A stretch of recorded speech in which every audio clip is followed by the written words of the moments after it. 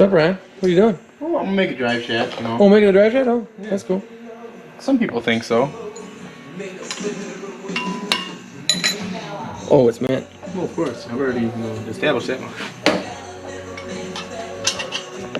Well, we got a drive shaft in the lathe here for Bodey's RATical. You know, if you're into that kind of thing. Your safety glasses? No, we don't believe in safety, right? A little cutting oil on that fucker. This ain't your mama's house. What is it here? We don't got free cutting oil like where you're used to working, right? It's poor boy's garage out here. Got that drip, dude. Got that drip. Gross.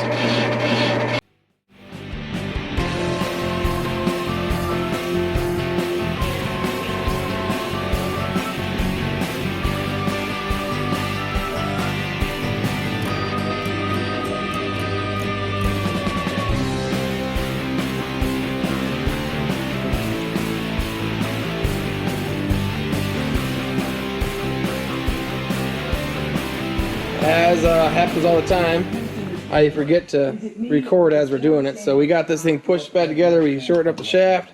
Got her welded up. We'll see how long it lasts in Bodey's rat rod. That's going to be pretty healthy. 427.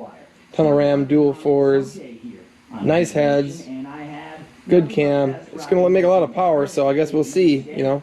Maybe this poor old drive shaft's going to die anyway. We'll find out. Can't wait. Can't wait to see how much power this thing makes. This thing's going to be a ripper. That thing's going to be a content-making machine.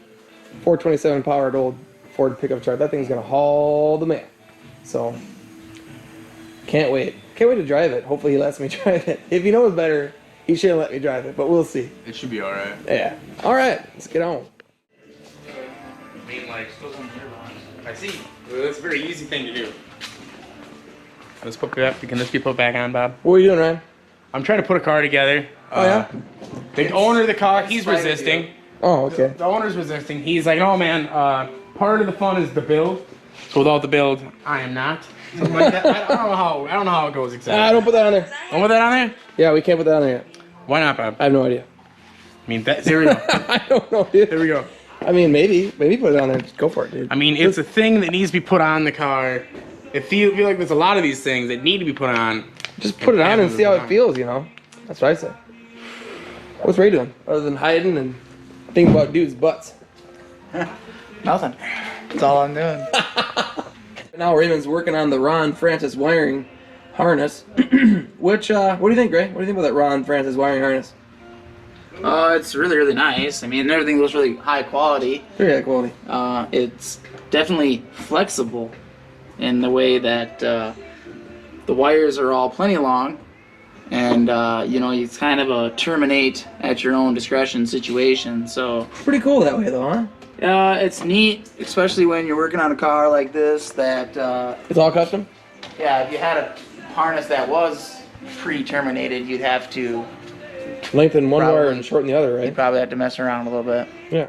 That is so slick. You run one power into it, and then you've got all these nice labeled spots to put all your stuff.